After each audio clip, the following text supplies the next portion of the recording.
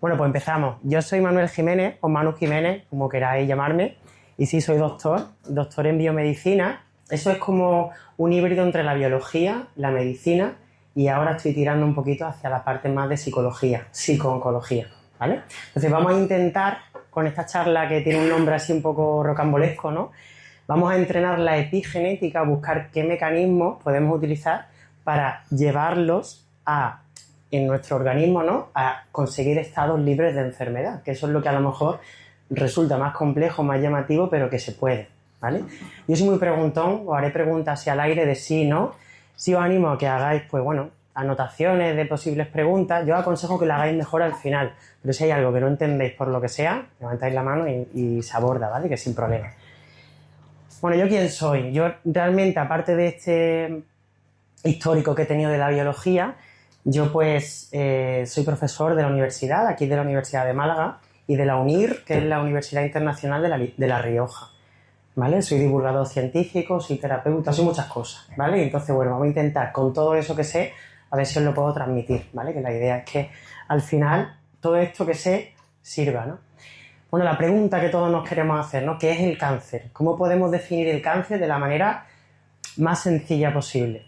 Básicamente, no sé qué concepto tenemos nosotros de una célula, pero una célula, estamos compuestos por billones con B de células en nuestro organismo, cada una entre nosotros, de su padre y de su madre, formando tejidos y órganos, ¿no? Entonces, cuando llevamos los científicos más de 100 años, que es más o menos la fecha, intentando caracterizar, oye, ¿cuáles son las características que hacen que una célula sana se convierta en una célula tumoral? ¿Vale? Y hay un consenso, esto ha tardado unos 50 años en que lo haya, y va a haber otro cambio, y el cambio es lo que os voy a contar hoy aquí, en la que hay 14 características. Os podéis imaginar que de esas 14 habrá más o menos que tendrán más repercusión y más peso, ¿no? Entonces ya os adelanto que todo lo que tiene que ver con la inestabilidad genómica, esto de los genes, la genética, tiene un peso importante, pero incluso más tiene un peso la parte de la inflamación, que tiene mucho que ver con la epigenética. Esto fue la primera caracterización, esto fue en 2010 más o menos, y posteriormente, muy recientemente, se ha actualizado, ¿vale? Se ha añadido, fijaos que ya nos empieza a sonar, ¿no? Se ha añadido el concepto de microbioma, alteraciones en el microbioma que hablaremos hoy también afectan al cáncer y muy mucho. Senescencia, es decir, aquellas células que están a puntito de, por lo que sea, no operar bien, ¿no? Son células senescentes, células quiescentes. Bueno, pues ahí hay una biología detrás para intentar reconocerlas y ver si se pueden eliminar o no. La plasticidad fenotípica es cuando haya células que no se comporten como lo que tocó para una célula del intestino, no se comporta acorde a lo que es, pues comienza a comportarse anómalamente, ¿no? De esa manera, ahí comienza un proceso tumoral, ¿no? Y el que me quiero centrar hoy es la reprogramación epigenética. Cuando hay una desregulación epigenética, que ahora veremos lo que es en concreto y en detalle, a partir de ahí vemos que el proceso de enfermedad puede avanzar en un peor pronóstico o en un mejor pronóstico, ¿vale? Entonces la idea es que ese entrenamiento epigenético, esa reprogramación epigenética, es lo que podemos conseguir de cara a ¿qué? A volver a estados libres de enfermedad. ¿Creemos que eso se puede conseguir? Sí, ¿no? Ya os digo yo adelanto que sí. Fácil no es, pero sí que se puede conseguir. Entonces, recapitulando un poco, vamos a establecer un poco un hilo argumental para entender todo esto. Van a ser muchos conceptos, yo voy a intentar hacerlo lo más ameno posible. Nosotros como científicos, yo como científico, ¿no?, y mis compañeros de los hospitales, los centros de investigación, caracterizamos a los tumores y al cáncer con esas 14 características. Y a partir de ahí intentamos ver, oye, ¿qué nuevos biomarcadores? Que ese es el término, ¿no? Oye, me han hecho una analítica de biomarcadores, ¿no? Para ver qué niveles tengo, si están más o menos elevados, si tengo tal tumor o tengo tal alteración. No solo viene para oncología, viene para otras cosas. Pues es el primer paso. El segundo paso, cuando identificamos uno, es, oye, vamos a intentar diseñar un tratamiento dirigido a eso. Pues de ahí se llama la oncología personalizada. Ese es el, digamos, el objetivo, ¿no? Pues, oye, un tratamiento específico no da efectos secundarios, ya tenemos curado ese cáncer, ¿no? Estupendo y fabuloso, ¿no? Pero ¿qué pasa si os digo que todo esto es mucho más complejo de lo que realmente es? Aquí vemos todos los tipos tumorales que existen, además con sus colorcitos, ¿vale? Yo me he dedicado mucho tiempo al sarcoma, que es un tipo de cáncer infantil, pero también de mama y demás. Fijaos, solo vamos a poner el ejemplo del cáncer de mama, hay más de 400 subtipos tumorales diferentes de mama. Esto es más o menos extrapolable a cada uno de ellos, de los diferentes tipos de tumores. Se hace un poco más compleja la historia, ¿no? Esto lo que quiere decir que hay mucha variabilidad y el tratamiento dirigido que le sirve a un subtipo de cáncer de mama no le sirve a otro. Y ahí es donde viene la dificultad de tratar el cáncer, aun con la oncología personalizada, que es nuestro objetivo, ¿no? Muchas veces nos hacemos la pregunta, ¿el cáncer es curable? Pues habrá que ver de qué manera y cómo.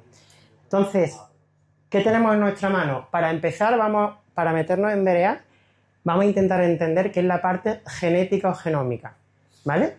El ser humano, esto se publicó y fue un boom a nivel de la comunidad científica, esto fue en 2001. Se hizo el proyecto Genoma Humano y a partir de aquí se vio que los seres humanos tenemos 20.000 genes. Bueno, muchos, ¿no? Parece que hay muchos. Pues fijaos, de esos 20.000 genes y de todo eso está en el ADN, que está dentro del núcleo de la célula, que es como si fuera una habitación dentro de la célula, ahí está recogidito el ADN. Fijaos que esos 20.000 genes solo es el 2% de todo el genoma. ¿No os sorprende este número? ¿Eso qué quiere decir? Que el 98% pasa algo en ese 98% que puede estar gobernando parte de las enfermedades o del proceso de enfermedad. Ahora iremos. Se descubrió con todo esto una cosa llamada exoma, que se puede ver si a nivel privado podemos nosotros hacer un análisis de exoma o en la pública podemos hacer otro análisis de exoma si tenemos alguna predisposición a una enfermedad. Vale. Se vio que a nivel de ADN, si cogiéramos una hebra de ADN y los cromosomas que todos nos imaginamos, ¿no? Que son así, y los podemos poner en una única línea, todo aparentemente está desordenado. Es como si fuera un caos. ¿Un caos en qué sentido? Pues hay un apartado, un fragmento que es un exón, una parte de un gen, después hay un fragmento que no hace nada de esa función, que se llama intrón, y así el exón número 2, todo como muy caótico. Y existen muchos mecanismos que regulan y cortan y pegan el ADN y aparentemente, ya os lo estoy explicando y estáis diciendo, pero bueno, ¿qué me está contando no? Es muy complejo este proceso, por eso tardó tantísimos años en caracterizarse. Y fijaos que solo caracterizamos el 2% de nuestro ADN, de nuestro genoma.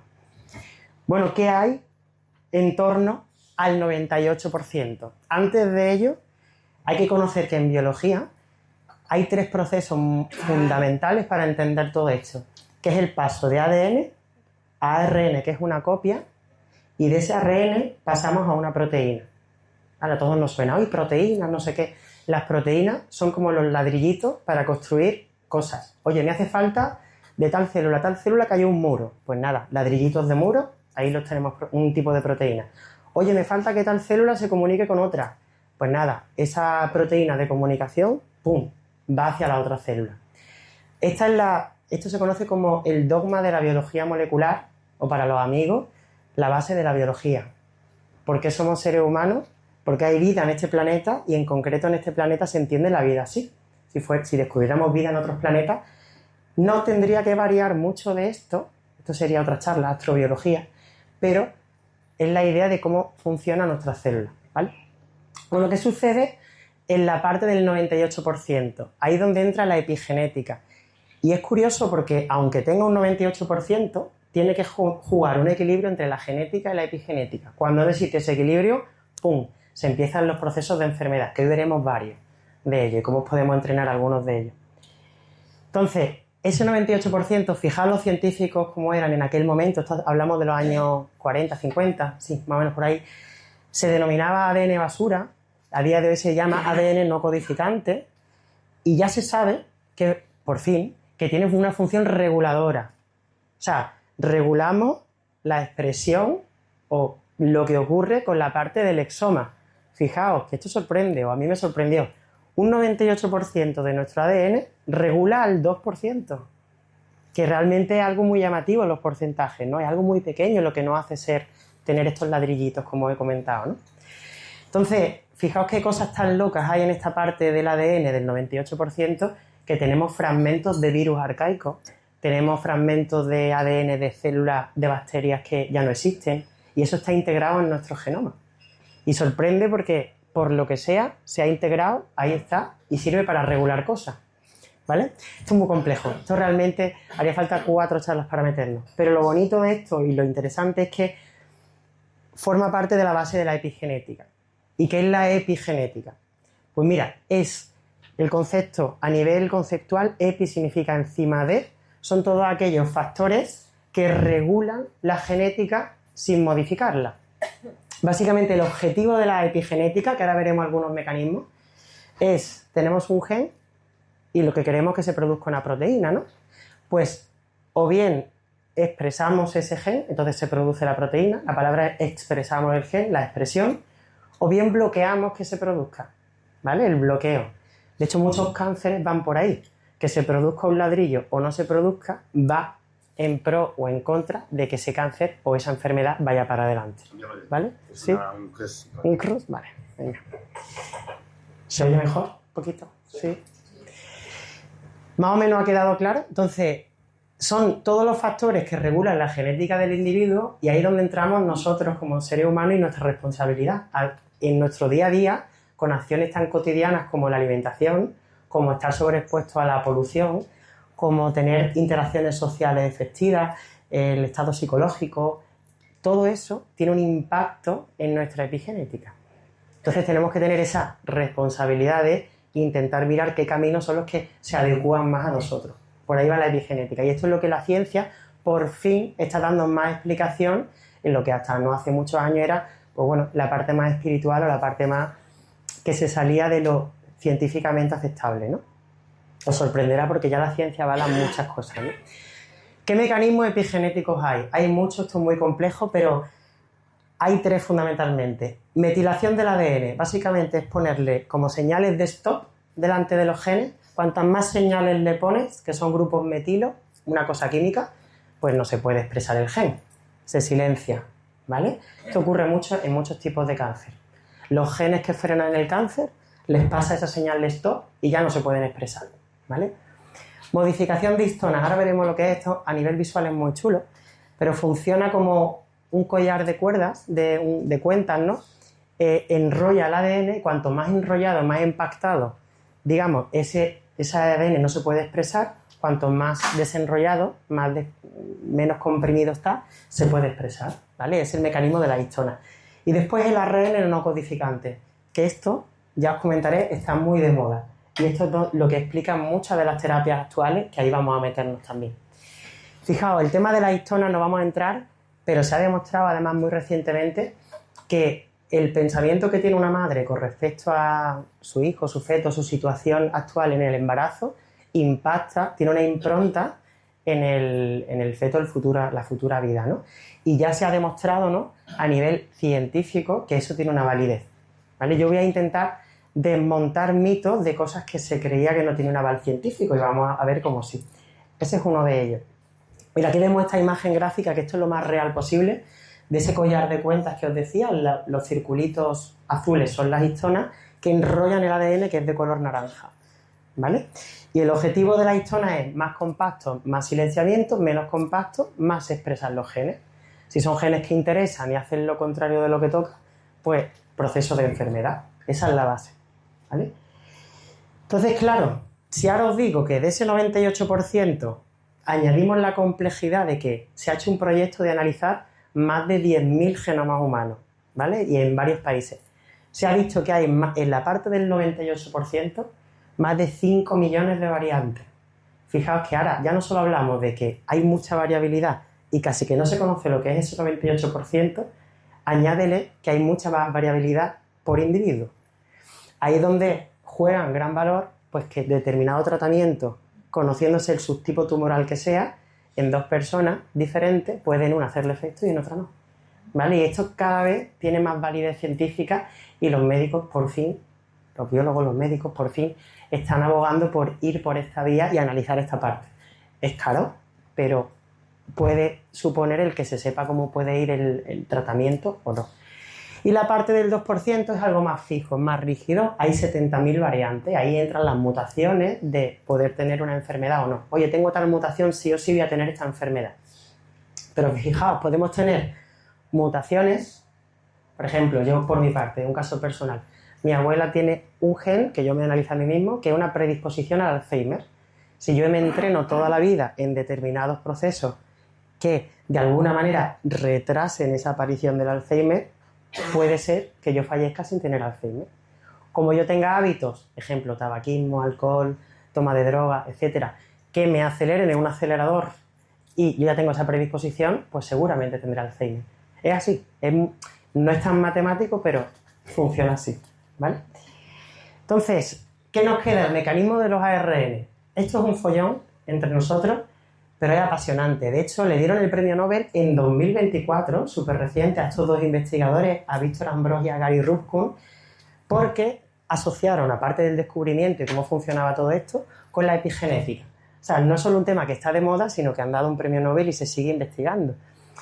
Y además sirve en biología molecular, en estudios de laboratorio, sirve para entender muchas enfermedades, ¿vale? Ahí no vamos a entrar. Pero lo que quiero que entendáis es que esos microARN, cuando van, lo que hacen son como si fuera un puzzle. Tenemos el ADN, ¿vale? Se transcribe, tenemos el ARN, es lo mismo que este proceso, ADN, ARN. Pues bien, ese microARN, ese mini puzzle, y cuando encaja, lo que hace es bloquear completamente la traducción. Lo mismo que aquí. Y no se produce la proteína, no se produce el ladrillo. Entonces siempre va a hacer un proceso de silenciamiento génico. Ese gen no se va a expresar. Esto pasa muchísimo en cáncer y en muchísimas enfermedades. Y pensarlo siempre igual. Cuando se silencia un gen que no se tiene que silenciar, ahí es cuando produce algún tipo de patología. ¿Hasta ahora bien? ¿Más o menos? Pues estas son las bases. Vamos más allá. Esto es lo que hasta hace un par de años no estaba caracterizado, a raíz de una publicación de 2019 que rompió los esquemas de cómo se abordan los traumas. ¿Se heredan los traumas? Pensamos que sí, que no. Sí, ¿no? Sí. A nivel espiritual es verdad que siempre ha habido una corriente muy fuerte, ¿no? Con que sí que existe una heredabilidad, pero a nivel científico hasta hace este par de años no estaba demostrado. Básicamente, a nivel celular, lo que se conoce, un trauma deja una huella molecular, eso es, dentro de las células, cositas, y una huella celular. ¿Eso qué quiere decir? Las neuronas se conectan unas tras otras y generan un circuito. Eso es una huella celular, se genera un circuito. Ahora lo veremos un poco más. Pues con entrenamiento epigenético, y en este caso es terapias mente-cuerpo, que ahora veremos algunas cuáles son, y ya veréis que algunas son muy prácticas, podemos desprogramar estas huellas. Y es lo que en el área más de psicooncología o psicología, o la psiconeuroinmunología, como ahora veremos, está más en auge esto. Y esto va a ser una revolución de la medicina en los próximos años, ya lo está siendo, ¿vale? Entonces, a raíz de aquí, esto es en la escala evolutiva de las publicaciones que hubo. En 2014 empezó el tema, el término en ciencia se llama epigenética transgeneracional o epigenética transpersonal, cualquiera de los términos el que se usa. En 2014 empezaron a ver que esto pudiera ser posible, pero de padres a hijos. Pero claro, de padre a hijo no es transgeneracional, es a partir de abuelos, bisnietos, etcétera, ¿no? En 2016, y esto, casualidad o no, coincidió con el tiempo que yo estuve trabajando en Nueva York, una científica del Hospital Monte Sinaí, donde yo trabajaba, que en aquel momento no gozaba de muy buena fama, para que veáis lo que es la vida, Rachel Yehuda, ella caracterizó esto, fijaos, con nietos y bisnietos de descendientes del holocausto nazi, ¿vale? Y vio que en un gen en concreto había patrones epigenéticos alterados, básicamente que tenían estados de ansiedad, que no tenían una raíz de un impacto emocional fuerte en su vida, ahora explicaremos un poquito mejor esto, pero tenían esa parte de somática, es decir, tenían una ansiedad y además muy fuerte. Pues a partir de aquí se empezó a caracterizar. Este artículo fue una revolución en psicología, psiquiatría y biología. Y después en 2019 aquí ya se abrió la veda. Ya empezó, también artículo es de ese grupo de investigación, pero a partir de aquí, como todo lo que ocurre en ciencia, una cresta de la ola, todo el mundo se sumó al carro, pero menos mal. Y gracias a esto se ha investigado por aquí. Entonces, sabiendo que un trauma nos permite de alguna manera no operar como somos nosotros, y como no somos nosotros, con un estado de ansiedad, ansioso, depresivo, ahora lo veremos más en detalle qué tipos de estados podemos tener, pero eso nos provoca en última instancia a nivel biológico, que es lo que nos interesa hoy, una inflamación. Y una inflamación mantenida en el tiempo, ya hemos visto las características del cáncer, es una de las que más peso tiene. No solo en cáncer, pero una de las enfermedades que, bueno, yo soy experto en eso, es cáncer, ¿no? Hay muchas más. Fijaos que si desprogramamos un trauma o varios, sea que hayamos tenido en nuestra vida ese impacto o incluso de vidas pasadas, porque a mi abuela le pasó que tuvo hambruna y eso fue un impacto emocional para ella, pero yo lo he heredado. Si nos desprogramamos de esos dos sucesos, vivimos más libre de esa ansiedad, más libre de esa inflamación. Pues vamos a ello, ¿no? Vamos a intentar ver cómo se consigue eso. Más o menos ya tenemos claro lo que es el cáncer, lo que es la genética y lo que es la epigenética. Y que en ese 98% no sabemos muy bien lo que hay los científicos, pero está la parte que regula. Pues detrás de todo eso, sabemos que en el proceso del cáncer, una célula sana, cuando se convierte en tumoral, empieza a hacer cosas que no tocan, dividirse, formar pelotitas, que son tumores. Ese proceso se denomina transformación celular. Este proceso puede durar de meses a años o hay casos muy graves dura semanas, ¿vale? Pero son más puntuales. Pues en este proceso de transformación celular, ahí es donde intervenimos nosotros con la psiconeuroinmunología. Esta palabra tan compleja que viene en la charla que me habéis preguntado además al principio. Esto es una ciencia que surge de la unión de la esfera psicológica, por un lado, la esfera neurobiológica, por otro lado, todo lo que sucede a nivel cerebral con los neurotransmisores, el equilibrio que eso conlleva y el eje de todo el cuerpo, que ahora lo veremos un poquito más, y que todo ello repercute a nivel inmunológico. Esto fue un boom cuando salió hace unos 10 años aproximadamente, porque iba en contra del dogma que existía en ese momento, que el cerebro era el que lo controlaba todo. No os voy a decir que hay una lucha entre quién gana más, si el sistema inmune o el cerebro, pero ahí está, juegan de la mano. Pero el sistema inmune, de alguna manera, es el maestro orquesta de todo lo que sucede en nuestro cuerpo. Alteraciones a nivel del sistema inmune, procesos de enfermedad. Todas las enfermedades no. En biología y en medicina nunca hay ni un 0% ni un 100%, pero en la mayoría. Y esto es lo que se está descubriendo a partir de ahora, ¿no? Y os pongo en esta imagen un poco ese equilibrio del eje cerebro, aunque no salga el corazón, corazón-intestino y todos los sistemas que intervienen, ¿vale? Uno de ellos es el nervio vago, que es uno de los talleres que haremos al final, un taller para intentar activar nuestro nervio vago, ¿vale? Qué bueno. Qué bueno, ¿no? Entonces, fijaos, la psique o la psicología que hay detrás de esto, aunque sea un poco redundante, es procesos psicológicos, un impacto emocional que tenemos en un momento dado, impactan a nivel de nuestras células, generalmente neuronas, y eso desregula el sistema nervioso por un lado y el sistema inmune por otro, ¿vale? Y en esta sociedad moderna, que ya os adelanto que vivimos con un cuerpo, un cerebro y un organismo paleolítico en una era moderna, no estamos acostumbrados a conectar como realmente es nuestra especie del ser humano, ¿vale? Pues en ese contexto, al final se produce todavía mayores inicios de procesos de enfermedad. Ese es el objetivo. Entonces, para entender todo esto de la psiconeuroinmunología, tenemos que entender cómo nosotros como especie, como organismo, que además es un organismo perfecto, siempre se dice así, y es verdad, cómo ocurre el reparto energético. Si imagináramos que nuestro organismo se divide como en 4 partes fundamentales, que realmente es tal que así, es muy simplista, pero es así. El sistema inmune sería una, el sistema gastrointestinal y visceral, el hígado, todas estas partes que son vísceras, sería otra, sistema nervioso sería otra, y el sistema músculo-esquelético, músculos, huesos, tendones, sería otro, ¿vale? La energía aquí, ¿cómo se reparte? Bueno, pues a ver quién da más, ¿no? Oye, tiro yo, tiras tú, hay un equilibrio. Y el equilibrio, fíjate lo inteligente que fue el cuerpo en su momento, es que se estableció a raíz de los ciclos circadianos, de los ritmos circadianos.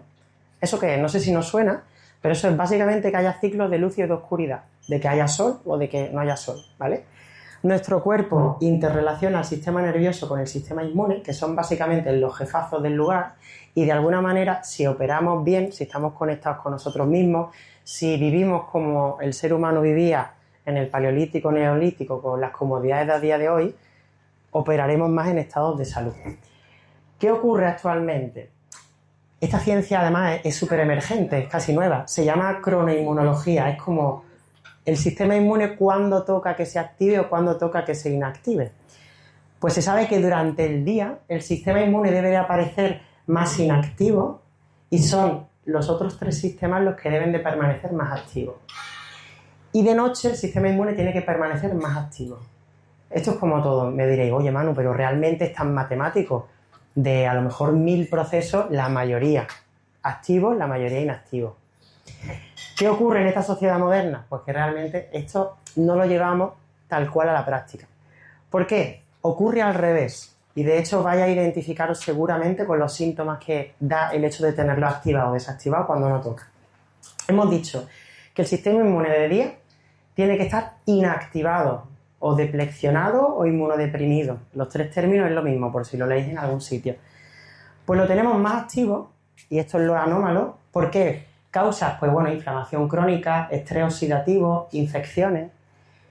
¿Qué síntomas tenemos? Pues eso es que el sistema inmune roba energía a los otros sistemas cuando no toca y sentimos fatiga, pesadez mental, colon irritable, sentimos dolor muscular, alteración cognitiva.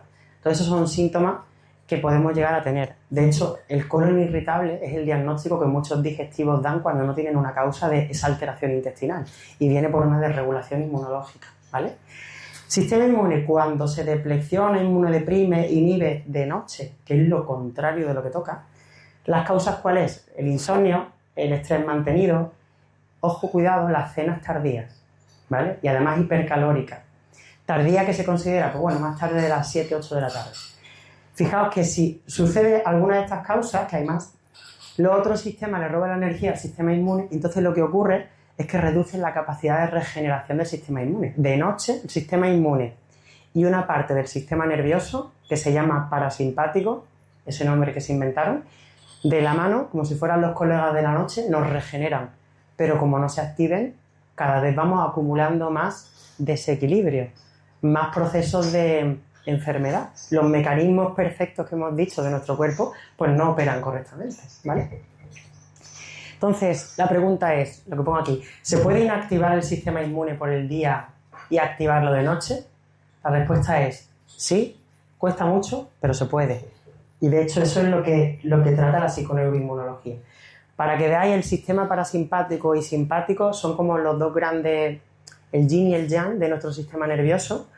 Cuando está, ambos se pueden activar y desactivar. Cuando está activo el parasimpático son más procesos de regeneración, de relajación, ¿vale? Cuando una fibra muscular se contrae, pues la relaja.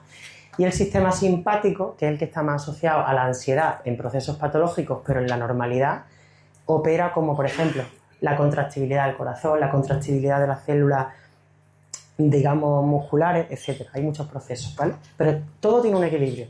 Cuando salimos de ahí es cuando hay problemas, ¿no? Entonces, fijaos el estrés crónico a qué nivel nos afecta. Si el estrés crónico lo mantenemos y por tanto tenemos una inflamación crónica, hay procesos como la depresión, el dolor crónico, el estrés crónico, que aunque tengan orígenes diferentes, al final operan como lo que es un inductor, un acelerador de un proceso de enfermedad. Fijaos, esto es muy complejo, pero básicamente aquí lo que quiero que os quedéis es la fórmula pro cáncer. Tenemos por un lado inflamación crónica o procesos depresivos, daños en el ADN, primer parte de la fórmula. Tenemos una disfunción de la parte inmune y las células que toca que reconozcan a estas células haciendo lo que no toca, no las reconocen y no las eliminan. ¡Pum! Segunda parte de la fórmula. Tercera, tenemos una señalización de alerta. Digamos que nuestras hormonas tipo cortisol, adrenalina, noradrenalina están elevadas cuando no toca.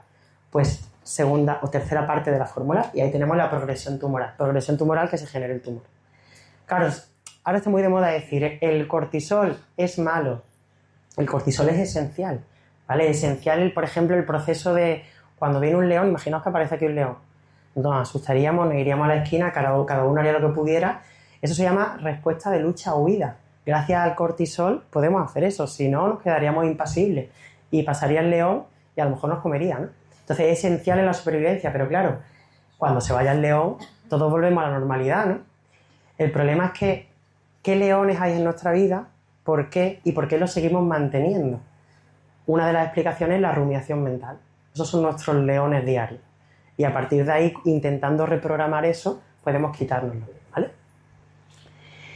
Entonces, la pregunta es, ¿se puede entrenar la epigenética? Y la respuesta es sí, y vamos a ver cada uno de los procesos que podemos hacer y lo vamos a intentar hacer de una manera muy práctica. Y como yo lo enfoco tanto dando clase en consulta con lo que sé de todo esto, ¿no? De la experiencia que tengo. El primero de ellos es muy famoso, pero hay que tener también mucho cuidado con ello, es el ayuno nocturno, ¿vale? Se oye mucho hablar ahora del ayuno intermitente. El ayuno intermitente no es lo mismo que los ayunos largos o prolongados, ¿vale? Lo que la ciencia dice que es mejor y se ha publicado es que un ayuno de más de 13 horas, yo aconsejo que sea mínimo 12, un máximo de 16, días puntuales y con supervisión de un especialista de 24 horas o más, y porque hay que hacer más cosas, eso provoca un efecto increíble en el cuerpo, que es que las células normales o anormales, que por lo que sea ya toca que se renueven, entran en apoptosis, que es una muerte celular, es como un suicidio celular, ¿vale? Fijaos, esto es como el tiempo de ayuno, de 12 a 16 horas, empieza ese proceso que se puede llamar apoptosis o autofagia, ¿vale? Varía algunas partes, pero es eso, ¿no? A partir de las 24 horas no solo se da este proceso, sino que se produce una regeneración y una reparación brutal de muchas partes de nuestro organismo. Una activación del parasimpático y, por otro lado, también una activación del sistema inmune. Claro, ahora todos como locos queremos hacer ayuno ya sí o sí mañana, ¿no? Esto hay que tener cuidado, porque podemos entrar en un déficit nutricional y podemos provocarnos más daño que beneficio. Generalmente generan beneficios siempre y cuando se lleve una serie de pautas, ¿vale? Una de las pautas, por ejemplo, es tomar caldo de hueso o tomar determinados suplementos que suplan este déficit nutricional, si es un ayuno sobre todo más prolongado, ¿vale? Pero bueno, esto es como digo siempre y os voy a poner ahora supervisado por un profesional. Aquí para que veáis lo que pasa realmente, esto es una imagen real, una célula de la serie blanca entrando en apoptosis que se hace pequeñas bolitas y acaba destruyéndose, ¿vale? Muy bonito. El ayuno ha sido apodado por muchos científicos y oncólogos como la gran quimioterapia. Fijaos que por eso lo he puesto también en el número 1. Cuando me viene un paciente con cáncer, que ya, y probablemente, de hecho, tenemos muchos casos de cánceres que ya están en estado metastásico, tenemos en concreto varios que les diagnosticaron y les dieron pues 1 a 3 meses de vida y llevamos años libres de enfermedad. En algunos de ellos sí conservan la metástasis, en otros están empezando hasta a reducirse, ¿vale? Y todo es gracias a cumplir todo esto a rajatabla, ¿no?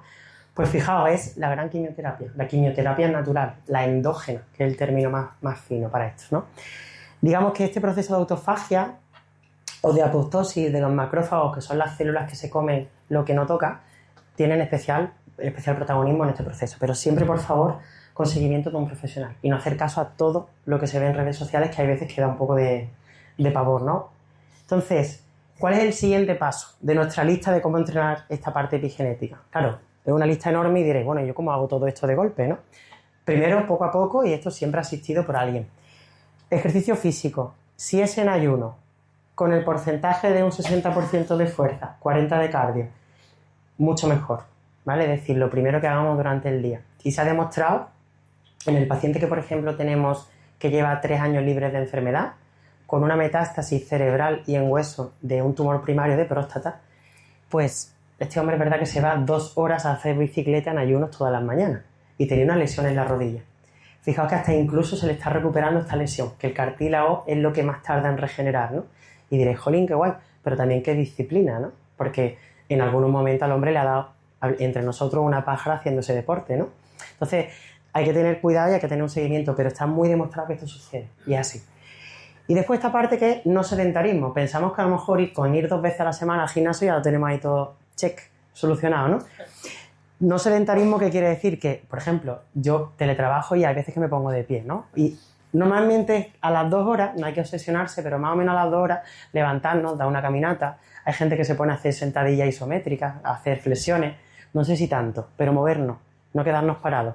Cuando nos paramos, lo que ocurre es que el sistema inmune entra en desequilibrio.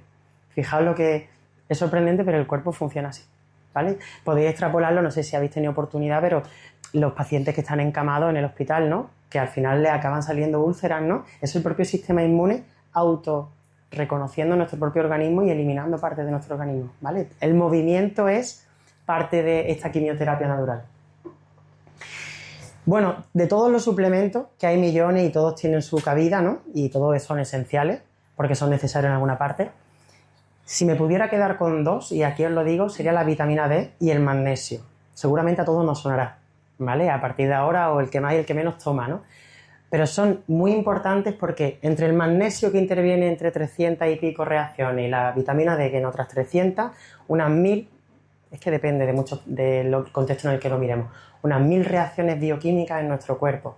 Como hay una falta de uno o de otro, hay procesos de enfermedad sí o sí. La vitamina D interviene en el sistema inmune y sirve para evitar el crecimiento de células tumorales. Ese es el resumen más resumido, tiene más funciones. Y el magnesio regula la reparación del ADN. Fijaos, cuando se rompe el ADN o el equilibrio epigenético, pues ¡pum!, da lugar a cáncer. Y es lo que interviene en uno y en otro, con los matices que implica cada uno. La vitamina D interviene en muchísimos procesos. ¿Qué es lo que nos interesa saber? Es que al final entra en un proceso que se llama homeostasis. Este término tan feo es equilibrio. Pues el equilibrio de muchos iones, sobre todo que tienen que ver con la parte ósea, con la parte muscular, con la parte de regular el sistema inmune, con la parte de expresar los genes, que se exprese uno, que se exprese el otro, que se silencie uno, que no se silencie el otro, ¿no? Y fijaos, diferenciación y apóstosis celular, es decir, que las células se coman a sí mismas, lo que hemos visto antes. Función muscular, endocrina, y neuroprotección forman parte también de procesos esenciales de esto. Entonces, ¿por qué es tan difícil estudiar la vitamina D? ¿Por qué no hay un consenso de qué vitamina D tomar? ¿Por qué hay tanto revuelo con esto? Que ahora los médicos están divididos entre... Hay gente que toma muchos suplementos y por tanto tiene intoxicaciones.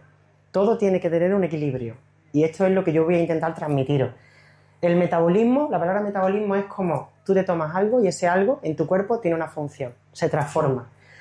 El metabolismo de la vitamina D es muy complejo.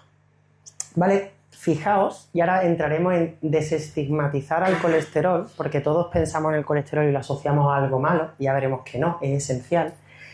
El colesterol, que lo podemos tomar por vías buenas como el huevo, por ejemplo, hay más vías para el huevo o productos de origen animal, pasa a vitamina D3 activa cuando nos da la luz del sol. Básicamente cuando tenemos ultravioleta. Si tomamos la luz del sol a través de un cristal, ahí no hay ultravioleta. O sea, tiene que ser exposición a la luz del sol. ¿Vale?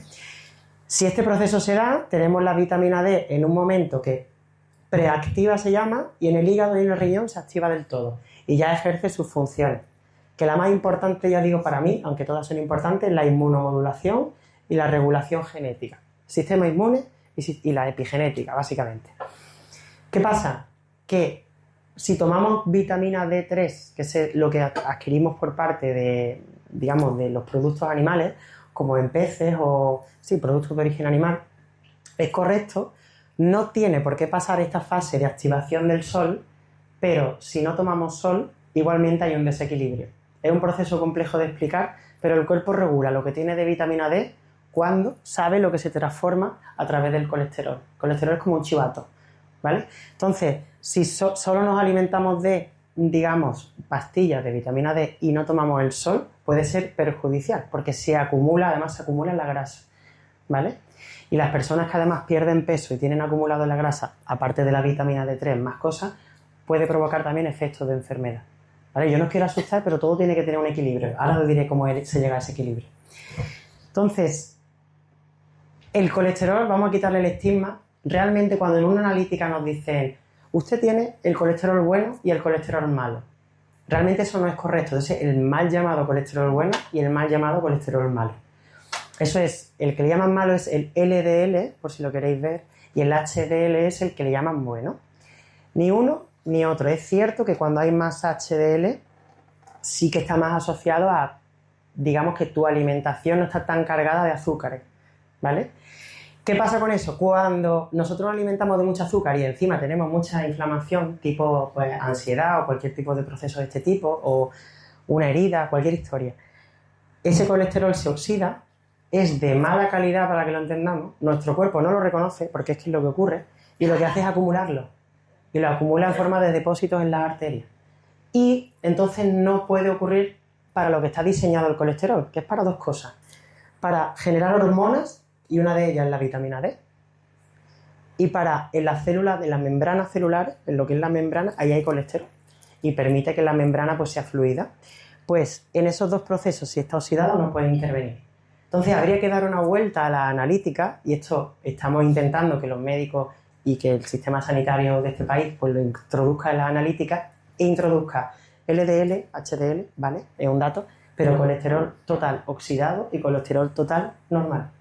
Porque si tú tienes muchos niveles de colesterol oxidado, es un indicador de enfermedad, que no se ve con los mal llamados colesterol bueno o colesterol malo.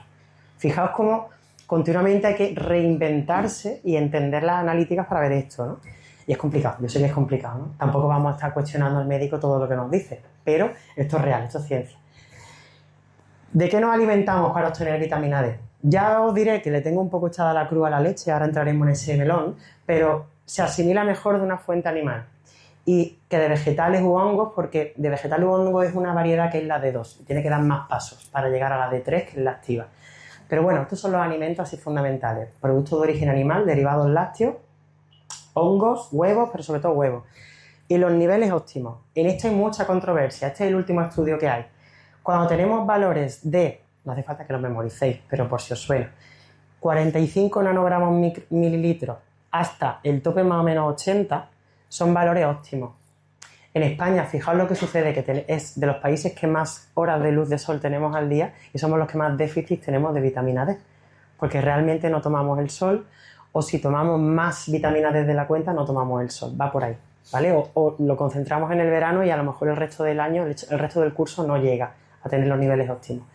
Fijaos, un estudio dice, llegar a tener niveles de 45 nanogramos microlitros en sangre tomando el sol de manera óptima nos ahorraría 400.000, que se dicen pronto, casos de cáncer y pudiéramos ganar, eso sí, balanza riesgo-beneficio, unos 12.000 casos de melanoma, ¿vale?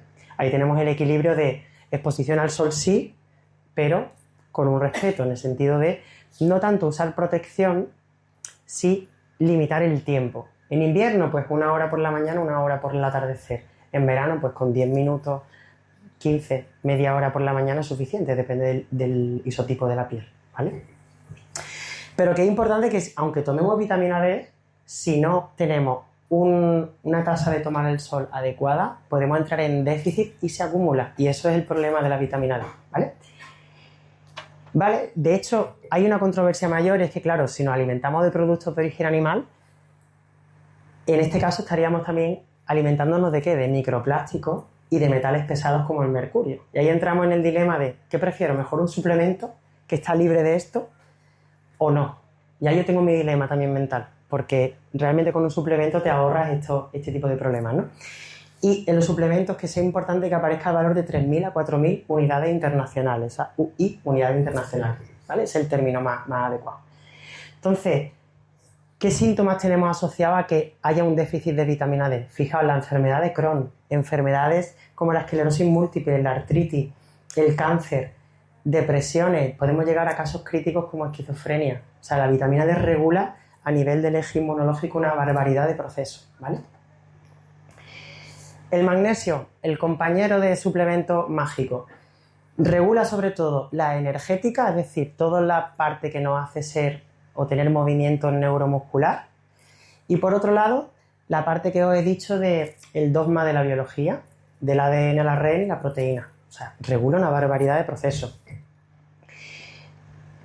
Actualmente, 7 de cada 10 personas tienen un déficit de magnesio. Fijaos, ¿no? ¿Qué provoca? Pues generalmente, como va asociado a la energética, fatiga, cansancio, depresión, pérdidas de memoria, ¿vale? Eso está muy asociado con el sistema inmune, porque esto repercute mucho en el sistema inmune. Y bueno, en casos muy graves, pues convulsiones, estado ansioso, pues bastante grave, ¿vale?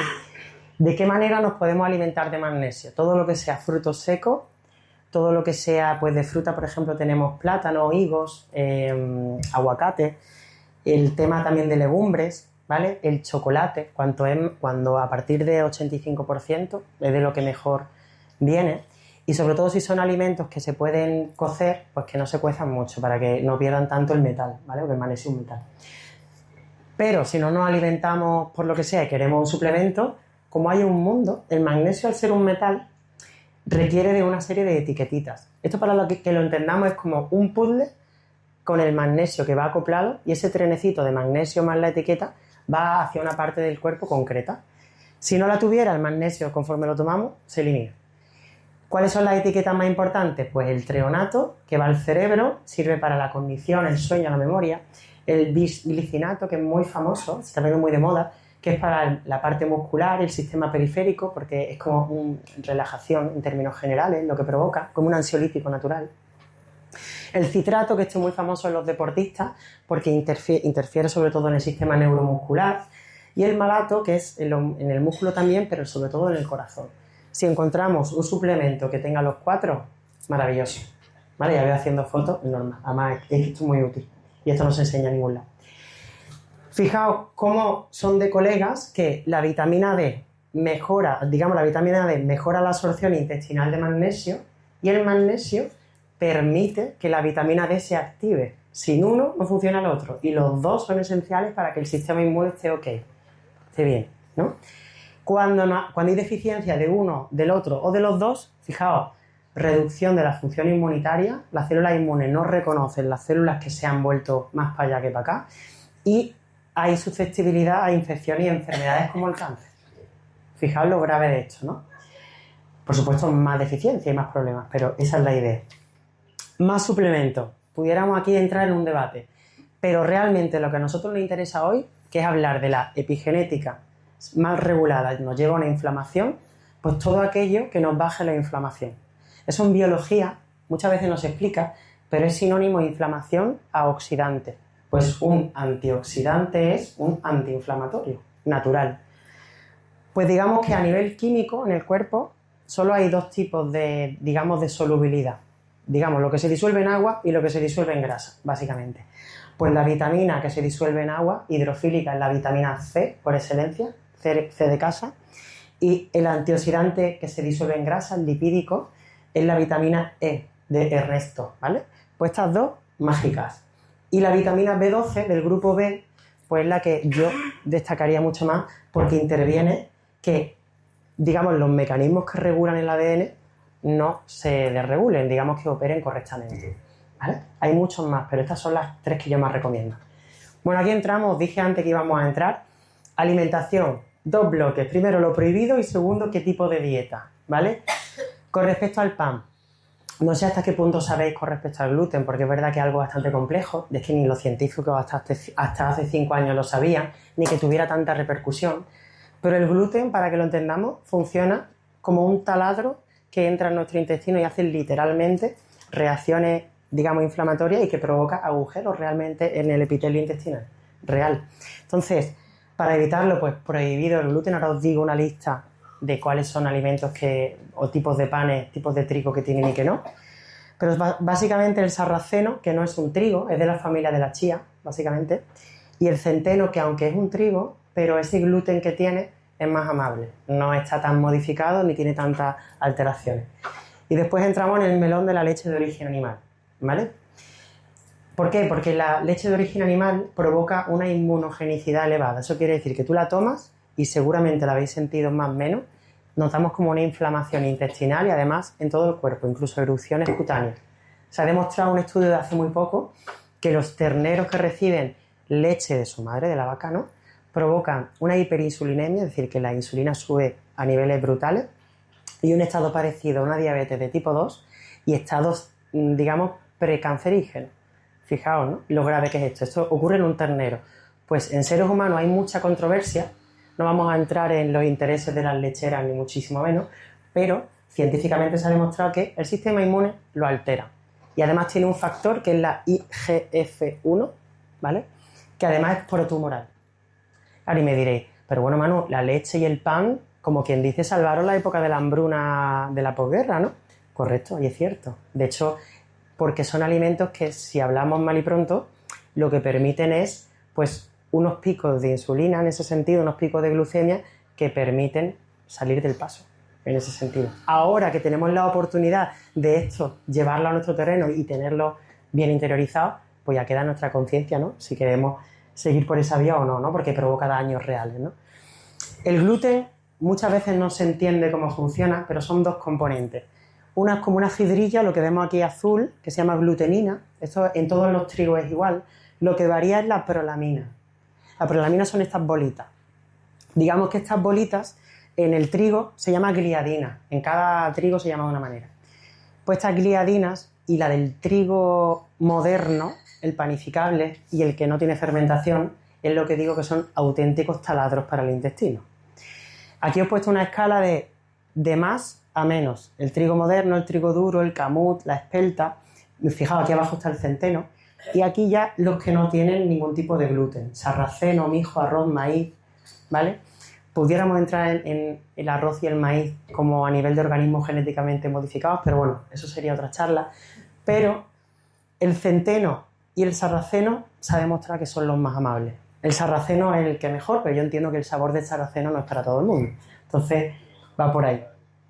En cuanto a dieta, aquí hay mucha controversia, yo lo he enfocado a cáncer, ¿vale?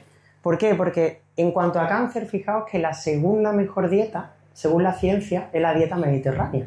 Y esto va en contra de lo que todos sabemos, es la primera, ¿no? ¿Qué pasa? Es la dieta mediterránea con una suplementación antiinflamatoria y antioxidante. Eso es que intentemos tomar pues todo esto que nos desinflame. La dieta basada en plantas es que viene mejor para determinados tratamientos quimioterápicos. Pero si me preguntáis objetivamente y con mi experiencia, yo haría un híbrido entre las dos, ¿vale? Y la famosa dieta cetogénica, no sé si la habéis escuchado, pero está muy de moda y en cáncer también. Y yo os puedo adelantar que es verdad que ayuda en determinados momentos de la enfermedad. Seguro, y os lo avalo científicamente. El problema con la cetogénica es muy baja en carbohidratos, hasta ahí, bueno, bien, pero es baja en muchos otros nutrientes. A la larga y con un seguimiento que no sea correcto, puede producir un déficit nutricional y provocarte otra patología por otro lado. Por eso todo hay que, no vamos a decir cogerlo con pinzas, pero vamos a intentar ver qué es lo que mejor nos viene a nosotros. Una dieta cuanto más rica y más variada, mejor, ¿vale? La pregunta es, ¿cuántas veces me alimento al día? Antiguamente, no sé si recordáis que se decía 5 a 6 comidas al día. La ciencia nos dice hoy día que unas 2 a 3 veces al día. Y la tercera que sea antes de las 8 y pico, 8 de la noche, ¿vale? Eso es lo que es más aceptado actualmente, ¿vale? Y enfocado a cáncer, que es la enfermedad más asociada a esto. Bueno, claro, si hablamos de alimentación, lo que más está relacionado es el microbioma, que es ese palabrejo que está tan de moda que muchas veces lo decimos y no tenemos ni idea, ¿no? Son todos aquellos microorganismos que componen nuestro intestino. Pero fijaos, hablamos del intestino, que ahora entraremos, pero conforma un eje, el eje corazón, el eje cerebro, corazón, intestino. Ya veremos uno de los nervios que inervan todas estas partes y conectan el cerebro con el intestino, que es el nervio vago. Hay muchos otros, pero fijaos que lo que ocurre en el intestino impacta y mucho en el cerebro. O sea, no os podéis hacer una idea. Entonces, ¿qué tenemos que mantener? La inmunoreactividad baja en el intestino, es decir, el sistema inmune bajito. Es decir, que las bacterias, lo que sea que comamos ahí, que no genere mucha reacción. Que el epitelio del intestino se regenere de manera óptima, ¿vale? Que la mucosa, ese mucus que suelta el intestino y permite que las bacterias y el resto de elementos vivan, sea de buena calidad. Y que el ecosistema de bacterias y de otros elementos que a lo mejor os echáis las manos a la cabeza, porque no solo hay bacterias, opere de manera óptima. Tenemos bacterias, tenemos hongos, tenemos protozoos, que es un tipo de célula, tenemos virus, que esto es muy chulo porque los virus mantienen a raya a muchas bacterias, es el mejor antibiótico natural, los virus, y las arqueas, que son un tipo de bacterias muy, muy primitivas. Tenemos ahí un diálogo, y ese diálogo, que lo vemos aquí con estas señales de wifi, es lo que realmente marca el microbioma, es decir, cómo interaccionan entre ellas. No es tanto lo que tengamos, que sí, que está muy bien detectarlo, sino qué segrega una con respecto a otra y qué equilibra hay con respecto a esto. Esto es un mundo, y a nivel biológico, tengo compañeros especialistas en esto, es muy complejo de estudiar, ¿vale? Por eso no hay analíticas que realmente lo midan. Nosotros es verdad que en lo que es en la parte más terapéutica mía, yo lo llevo y tenemos diseñado un protocolo que permite ese reequilibrado, renovación y mantenimiento del microbioma.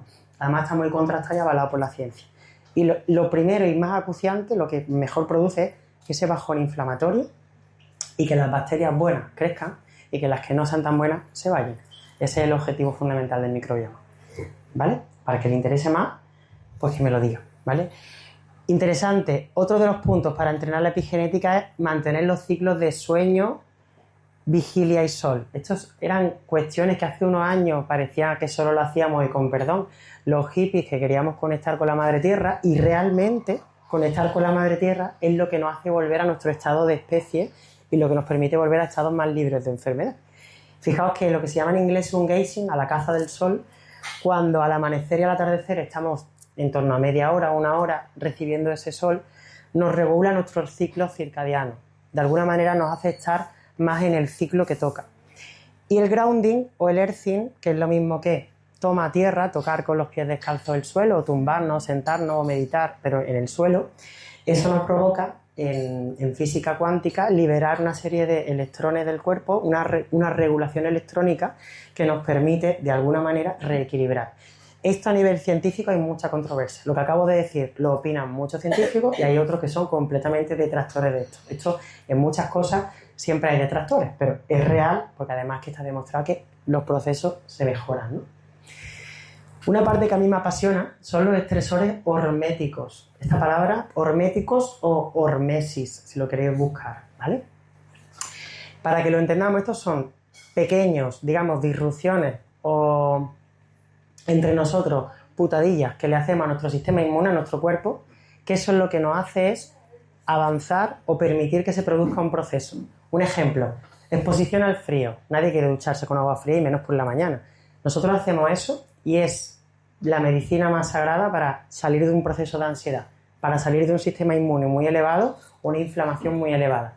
Baja de golpe el sistema inmune, pero en ese proceso de recuperarse, porque se recupera, se generan una serie de mecanismos para que las células se renueven. Es como que ese impacto, esa putadilla que he dicho, permite que se vuelva a un equilibrio. Otro es con la exposición al calor, que va por otra vía. Otra es con el ejercicio físico, esa rotura muscular cuando hacemos pesas o lo que sea, ¿no?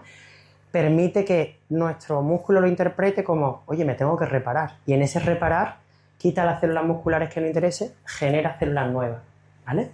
Y así con muchos procesos. Por ejemplo, la exposición solar controlada no solo está demostrando que retrasa la aparición de melanoma, sino que permite un equilibrio de la vitamina D y un equilibrio del sistema inmune. Son cuestiones que es, la psique que hay detrás es una pequeña disrupción del sistema inmune que activa lo que por lo que sea en ese momento nuestro sistema inmune no estaba regulando.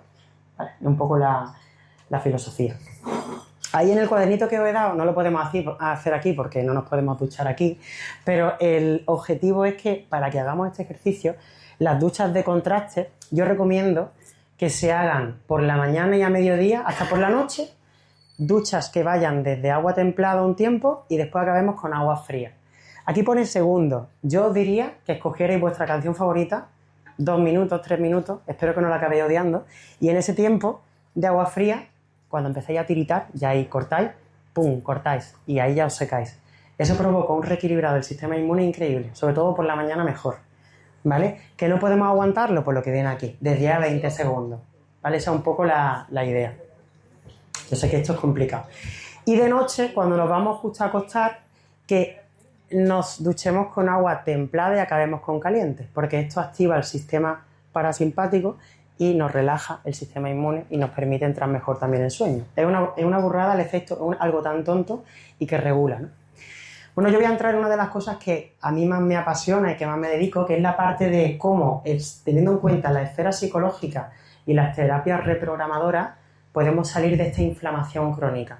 Básicamente, ¿por qué los traumas que yo tengo en esta vida o que he recibido por herencia, como hemos explicado antes, nos podemos liberar de ellos, ¿no? Porque yo no quiero tener un estado de ansiedad o por lo que sea, no quiero operar de esa manera, ¿no?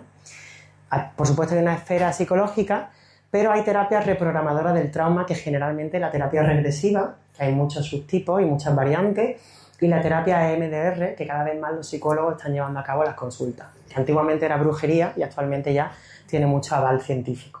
Entonces, para entender esto, tenemos que entender lo que es un trauma. Un trauma nos suena hasta una palabra que nos genera hasta determinado rechazo. Básicamente es un impacto emocional que por lo que sea y con nuestra realidad y con lo que nosotros entendimos desde los 0 a los 10 años aproximadamente, para nosotros fue algo negativo y duradero, que ha tenido un anclaje en el pasado. ¿Qué pasa? Eso actualmente, en el hoy, en el presente, produce algo disfuncional, es decir, algo que no nos permite ser realmente nosotros. Claro, provoca distintas, se llama psicopatología, a mí no me gusta el término y menos patología, pero es lo que hay, en el sentido de, no se puede llamar de otra manera, es como fobia social, agorafobia, respuestas de evitación, no conexión con uno mismo y por tanto no expresión de las emociones, ¿vale? Bloqueos emocionales, ¿vale? Básicamente eso que he dicho. Entonces, los efectos al final es que distorsionan el procesamiento sano de la realidad que percibimos por lo que sea, estamos más reactivos a ella, ¿vale? Tenemos una serie que se llama automatismo, ¿no? Por la mañana me pitan con el coche y me sale contestar con la misma rabia. Pues si a lo mejor no estuviéramos en ese estado, yo iría tan tranquilo escuchando mi música. Va por ahí, ¿vale? Y son reacciones automáticas, no podemos controlar si no desprogramamos ese trauma. Nos afecta en la autoconfianza y nos afecta, y esto es muy importante, en la capacidad de tomar decisiones, ¿vale? Fijaos, si me pitorrea por la mañana con el coche, yo me altero y tengo que tomar una bifurcación y lo hago de mala manera, puedo provocar un accidente. No que si estuviera en mi centro y de alguna manera conectado conmigo, eso no hubiera sucedido, ¿vale? Pero claro, tampoco vamos a achacarlo, jolín, qué mal opero. No se trata de emitir ningún juicio, sino de detectar que tenemos algo que solucionar y, oye, vamos a poner los medios y la responsabilidad para ello, ¿no? Entonces, esta escaleta, digamos que yo pongo aquí, esto de alguna manera es sacado de muchos artículos de psicología, de psiquiatría y de biomedicina. Realmente tiene un aval científico de un 90% y ese 10% depende del criterio de cada maestrillo, tiene su librillo, de cada psicólogo o de cada psiquiatra o de cada biomédico que lo explique. Pero básicamente es que ese impacto emocional no resuelto deja una huella emocional, una parte molecular en las células, en las neuronas, deja un circuito neuronal ahí establecido que cuando me pitan con el coche, eso se activa y me provoca una reacción de automatismo de rabia, ira, tristeza, ¿vale?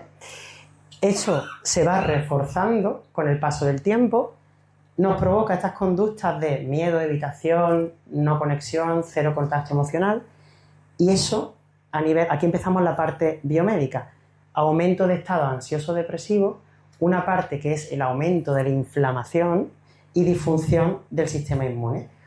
¿Qué pasa? Eso en cáncer está cada vez más demostrado que de las 14 características nos afectan a 3 de ellas. Fijaos el impacto y además a una de las más importantes, a la inflamación. Más inflamación, el sistema inmune más se evade y por tanto no reconoce las células del cáncer y encima se evita ese proceso de apoptosis, de muerte celular, que hacía que nos eliminaran las células que estaban ya haciendo cosas que no tocan. Y esta tríada mantenida en el tiempo provoca que, de hecho, el cáncer se dice que es una enfermedad de gran componente emocional, ¿vale? Nos va resonando. Esto es muy fuerte porque realmente hasta hace relativamente poco, y poco es 5 o 10 años, no se contemplaba en una consulta de oncología. Entonces, esto es realmente nuevo y aquí vamos a enlazar con lo que se conoce a nivel científico y la parte más espiritual y aquí ya veréis cómo se une y esto está ya avalado por la ciencia. Hasta hace muy poquito tampoco lo estaba. ¿Qué proceso biológico existe cuando en consulta, ¿no?, hacemos un tipo de terapia, desprogramamos un trauma, que ahora veremos un ejemplo? ¿Y qué ocurre realmente ahí? ¿Esa vía neuronal qué le pasa? Pues en ese reprocesamiento o desprogramación ocurren 3 procesos, que biológicamente es una pasada, y a mí es que me gusta mucho. Neuroplasticidad, es decir, que las neuronas empiezan a hacer cosas que no tocan, pero que favorecen. Neurogénesis es que se produzcan nuevas neuronas. Y dendrogénesis, este término, dendro viene de árbol en griego, ¿vale? Es que se produzcan ramificaciones nuevas y vías neuronales nuevas. De hecho, el cerebro aprende por sustitución. Cuando tenemos, imaginaos, ¿no?, típica ruptura sentimental, tenemos un apego con esa persona, lo estamos pasando mal, es así, ¿no? Viene otra persona y esa otra persona volvemos a la misma conducta de apego, pero por sustitución nuestras vías neuronales realmente sanan ese trauma. Otra cosa es que esté sanado o no, pero por sustitución siempre aprendemos, ¿no? Pues este es un poco el mecanismo que hay detrás de todo esto. Entonces, claro, aquí tenemos que entrar a hablar de neurobiología, pero muy sencillo. Tenemos 3 cerebros, la parte más del córtex prefrontal, lo que nos hace ser seres humanos, la parte más ejecutiva, esto es lo que nos hace tener este control por el orden, ¿no?, o por las tareas del día a día. Pasamos al segundo cerebro, que es el sistema límbico o cerebro emocional, ¿vale? Y aquí, ¿qué tenemos? Pues nos gobierna sobre todo la conducta emocional, las motivaciones que tenemos en la vida y la toma de decisiones. Aquí es donde se alojan la mayoría de circuitos neuronales de todos los traumas por un lado, como cuestiones que hemos aprendido a lo largo de nuestra vida, ¿vale? No todo es malo, pasa que estamos poniendo el foco en eso. ¿vale? Entonces, claro, un ejemplo muy sencillo, cuando, por ejemplo, hay algo que nos guste, ¿no? Pues el deporte, lo que nos gusta, ¿no? Son vías neuronales que estamos seleccionando, las recordamos y nos generan bienestar. Algo que nos desagrada, por lo que sea, son vías neuronales que generalmente se olvidan y ya no recordamos. Lo que ni fu ni fa se queda intermedio y generalmente lo olvidamos. Pero ¿qué ocurre cuando ocurre algo que es un impacto no resuelto y que encima olvidamos, pero se ha generado ese impacto? Ese no olvido es la fijación del trauma. Si os fijáis, en muchas terapias reprogramadoras, esto ocurre mucho en pacientes también que llevo que, por lo que sea, en abuso sexual, ¿vale? Los abusos sexuales generalmente se tienden a olvidar y se tienden a olvidar los detalles y es un mecanismo de respuesta y protección del cerebro. Pues ese olvido no quiere decir un olvido real. La memoria celular está ahí, con un proceso de hipnoterapia o de hipnosis que relaja este primer cerebro, que os digo, el más ejecutivo, nos permite acceder a ese cerebro límbico y poder desprogramarlo desde ahí, ¿vale? Esto es apasionante, cuesta en el sentido de entenderlo por un lado y tener la predisposición por parte del consultante a querer llevar a cabo ese proceso, pero yo he visto auténticos cambios evolutivos comportamentales de una persona, ¿vale? En ese sentido. Entonces, la pregunta aquí es, ¿se pueden recablear? Que este es el término, además esta es una de las palabras mías favoritas del inglés, que el inglés es rewire. Wire es como cableado. ¿Se pueden recablear las conexiones neuronales? Pues la respuesta es que sí. Hay muchas maneras de ello, pero con estas terapias regresivas, sí. Y fijaos que este es el enlace, el link que nos faltaban los científicos y que hemos explicado al principio, que todo ha sido por algo, que eso tiene mucho que ver con ese 98% del genoma donde residen las funciones reguladoras y estructurales del ADN, pero ese ADN está en las neuronas. Y todo lo que sucede en las neuronas, ya hemos dicho que esa neurogénesis, esa dendrogénesis, todos esos procesos ocurren. En esta parte, unida al concepto de recablear, está lo que yo considero que va a ser un cambio de paradigma en la medicina en un futuro, la desprogramación del trauma. Y que, por supuesto, repercutirá tanto en el cáncer como en muchas enfermedades, ¿no? Y aquí es, como ha comentado aquí mi compañera, el tema de quién empezó a hablar de ciencia con respecto a esto. Fueron los mayores tildados al principio de herejía científica en sus inicios. Fueron, por supuesto, vamos a empezar por el producto español y por la parte más científica, que es Santiago Ramón y Cajal, que le dieron el Nobel de Medicina y Fisiología por el descubrimiento de la neurona, ¿vale? Después saltamos a Bruce Lipton, que Bruce Lipton es un biólogo celular catedrático, profe de universidad de estadounidense, y él estableció un método que fue en los años 80, que se llama La biología de la creencia, un libro que recomiendo leer para la vida y para entender todo esto desde un punto de vista ameno. Y posteriormente, de la mano, porque además son colegas, Joe Dispenza, que él integró otro método igual, que iba con respecto a la biología de cuando crees algo, lo creas. Yo creo que no tengo cáncer, o mejor dicho, yo creo que de este cáncer no me voy a morir, y esa firme convicción libera una serie de vías neuronales, genera una serie de circuitos que hacen que se libere la enfermedad. Y eso realmente, aunque nos genere mucha controversia, aunque aquí venga un oncólogo y me diga, demuéstramelo, aparte de que se podría demostrar, ya hay casos documentados, y gracias a Joe Dispenza, que Bruce Lipton dejó de publicar, acabó muy quemado y él dejó de publicar y se dedica más a divulgar. Joe Dispenza, como buen científico que le gusta la ciencia, él siguió haciendo ensayos clínicos, y gracias a él los casos milagro que hay en torno al cáncer están publicados. Otra cosa ya es que el oncóloga de turno no lo quiera creer. Fijaos las frases que ya se decían desde la época de Cajal, que él no tenía, porque para que os hagáis una idea, él descubrió lo que es la neurona, la célula, y digamos, los atlas de Cajal eran muy famosos porque aparte era un gran dibujante, entonces veíamos cómo él caracterizó todo eso del cerebro, pero de algo que era más morfológico, estructural, a algo más funcional y biológico. Fijaos qué frase y qué paralelismo. Cajal decía, toda persona puede ser, si se lo propone, escultor de su propio cerebro, ¿vale? Bruce Lipton decía, no somos víctimas de nuestros genes, sino los arquitectos de nuestra biología. Esto va muy al hilo de lo que he comentado antes de mi ejemplo personal de la predisposición al Alzheimer. Quiere decir que si yo entreno mi epigenética con todos estos hábitos que os he contado, realmente estoy retrasando que me llegue Alzheimer, que a lo mejor fallezco y no llego a desarrollar la enfermedad, ¿vale? Otra de las partes que decía es que tus creencias o tu sistema de creencias, como se dice en psicología, actúan como filtros en tu percepción, cambia tus creencias y cambiarás tu realidad. Esto es muy abstracto, es muy filosófico, pero realmente tal y como tú eres, al final varía la percepción de tu realidad. Y eso es lo que él defiende y en su libro lo hace muy bien.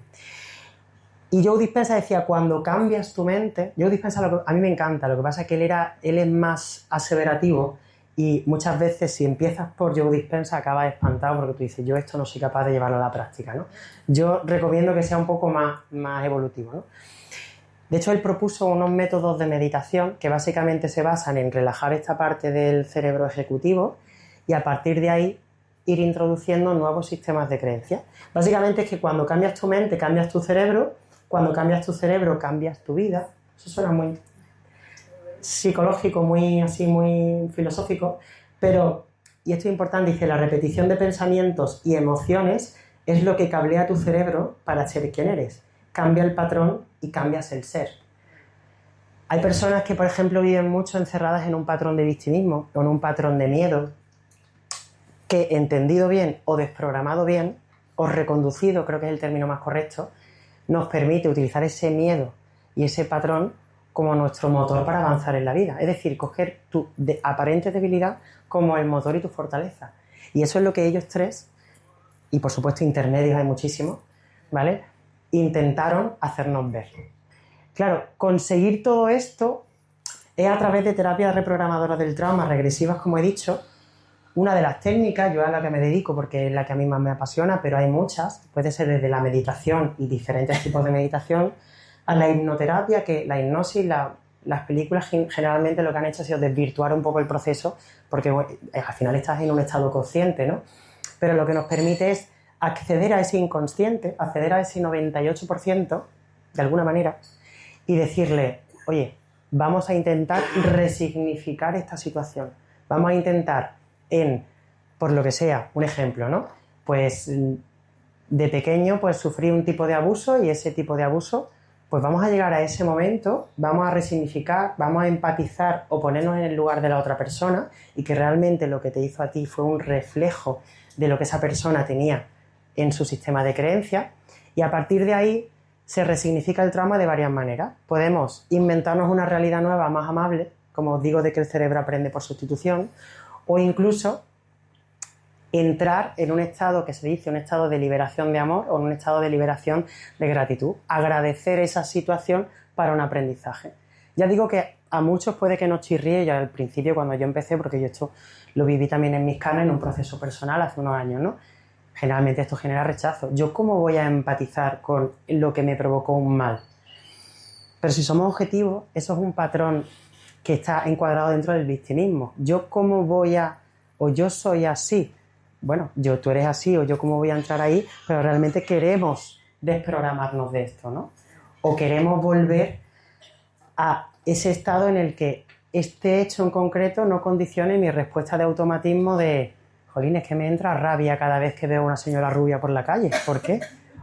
¿Sabes? Entonces, ese es el objetivo. Y bueno, eso es parte de lo que me dedico. Entonces, ¿qué es lo último que queda ya? Ya queda un poquito y vamos a ver la estimulación vagotónica, que esto es una de las cuestiones que nos permite, explica varias cosas. El eje cerebro, corazón, intestino nos lo explica por un lado y por otro lado, como inerva tantísimos plexos son como acúmulos de nervios del organismo, fijaos, desde el cerebro nos conecta a los pulmones, los bronquios, por supuesto, el corazón, hígado, estómago, bazo, riñón y el intestino. Y además tiene vías bidireccionales. Y de hecho el nervio en algunas zonas llega a medir de grosor como un pulgar. O sea, ahí hay un viaje de neuronas.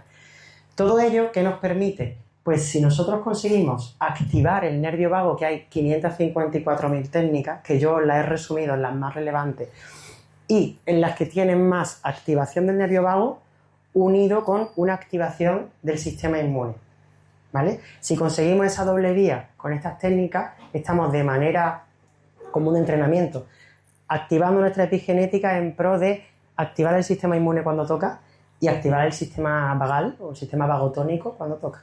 Fijaos, y son cuestiones muy tontas. Vamos a verlo. Por ejemplo, El tema de las respiraciones. Esto es un mundo, hay 554.000 protocolos de respiración. Yo me voy a centrar en los dos que para mí han dado más resultados y en la literatura científica también. Vamos a hacer un ejercicio muy corto y ahora os diré cómo se lo hacemos. Por ejemplo, la risoterapia. No sabéis, el contacto con el otro, el hecho de dar abrazos, conexión con la naturaleza, conectar con una gratitud real de todas las noches voy a proponerme antes de acostarme qué situaciones agradezco del día de hoy, las buenas, y de las malas, venga, voy a intentar ver de qué manera, de por qué resquicio voy a intentar agradecer esto. No sabéis esto lo que libera a nivel neuronal, los circuitos nuevos que estamos sustituyendo en los que no son tan amables para nosotros, ¿vale? Hay muchos más, bueno, higiene del sueño, contacto con animales y mascotas, muchos tipos de yoga que están muy relacionados con la respiración, pranayama, etc. Y una cuestión, mira, una cosa muy tonta, el tararear una canción, el humming que se dice en inglés, esto te pones todo el día a tararear y ya no solo regulas la respiración, sino que activas el nervio vago y te haces más sincrónico. También hay el tema de frecuencia, aquí no vamos a entrar, pero hay determinados hercios y frecuencias que se ha demostrado que tienen mucho efecto en el nervio vago. En resumen, porque son muchas, los que más nivel de activación vagal son el tema de la respiración, el tema de la risa auténtica o risoterapia, las duchas de contraste frío-calor, frío por el día, calor de noche, o calor-frío por el día y calor solo de noche, contacto con la naturaleza, la gratitud, la meditación, y habría que ver qué meditación le viene bien a cada uno, porque meditar puede ser a lo mejor limpiar la casa. Siempre que tengas el presente de estoy pasando la fregona, eso es meditar, estás conectado con el ahora. No hace falta ponerte con el incienso a hacer lo que sea, ¿vale? Contacto social, por ejemplo, cantos de mantra, repetir el om, repetir algo de manera sincrónica, ¿no? El om de los budistas, ¿no? ¿Vale? Hay muchas cuestiones. Entonces, ¿qué ejercicio os voy a proponer? Bueno, voy a hacer primero un resumen de todo. Si queréis, me preguntáis o hacemos el ejercicio antes y ya después me preguntáis. Como veamos, no sé qué es mejor. Entonces, mensajes para casa. Hemos ido desde lo que es una célula sana, visto las 14 características del cáncer y cómo el equilibrio mayor que tenemos que tener en cuenta es la genética, por supuesto, nos predispone, pero la epigenética está por encima. Nos puede frenar la aparición de todas las enfermedades. Lo unimos con el trauma. El trauma es otro acelerador de enfermedades, sobre todo el cáncer, que es muy emocional, como hemos visto. Entrenar la epigenética es posible y la ciencia de la psiconeuroinmunología, PNI para los amigos, es lo que explica todo esto. Todos estos hábitos que he ido explicando, todos y cada uno de ellos están dentro de este área, que une realmente la biología, biomedicina, psicología y la oncología, o la especialidad que sea de la enfermedad que estemos viendo, ¿no? Importante, la psiconeuroinmunología, que nos dice que el sistema inmune es el eje de todo. Todo lo que nos promueva el tener equilibrio del sistema inmune es lo que es más acorde a nosotros, es lo que es más correcto para que no se produzcan estados de enfermedad. Y por lo tanto, mantener a raya esos procesos inflamatorios es lo que nos llevaría a esos estados pues, más libres de enfermedad.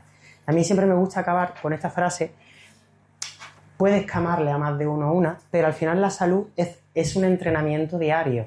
Es decir, es una responsabilidad para con nosotros mismos e incluso con el prójimo, si me apuran, ¿no? No es un evento aislado y se trata de volver, y esto es lo realmente complejo, en lo que la psiconeuroinmunología tiene de base, se trata de volver a la biología de nuestros orígenes como especie, volver a ese ser humano, digamos, neolítico, paleolítico, que con las comodidades que tenemos hoy día, que por un lado a veces pueden ser perniciosas, ¿no? La polución, por ejemplo, pero nos permita conectar con la naturaleza, ¿no? Ese es el objetivo fundamental. Pues nada, aquí termina la charla.